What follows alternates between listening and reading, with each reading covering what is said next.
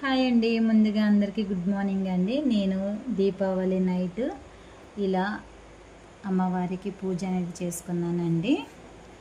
అమ్మవారికి, లక్ష్మీదేవి అమ్మవారికి నాకు తోచిన విధంగా నా స్తోమతకు తగ్గట్టుగా నేను ఇలా పూజ అనేది చేసుకున్నానండి. నేను అమ్మవారికి పాయసం అనేది సమర్పించుకున్నాను. అట్లాగా ఒక కొబ్బరికాయ అయితే కొట్టుకున్నా. ఇట్లా లక్ష్మీ అమ్మవారి కటాక్షం అందు ఉండాలని మనస్ఫూర్తిగా, అట్లాగే చూసే ప్రతి ఒక్కరికి కూడా ఆ అమ్మవారి కటాక్షం కలగాలని మనస్ఫూర్తిగా కోరుకుంటున్నానండి. నేనైతే అమ్మవారికి ఇలా అలంకరించుకొని ఇలా పూజ అనేది చేసుకున్నానండి. ఇప్పుడు నైట్ 12:30 అవుతుంది.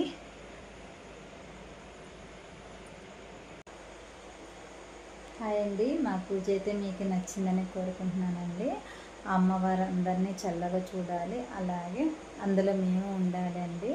నేను దీపావళి నైట్ ఇదే ఫస్ట్ టైం అండి నేను ఇలా పూజ చేయడం అనేది. అంటే 12ంటికి పూజ చేయాలని కొన్ని వీడియోస్లో చూశాను. నేను నాకు తోచిన విధంలో నేను అమ్మవారికి ఇట్లాగా పూజ అనేది చేసుకున్నానండి.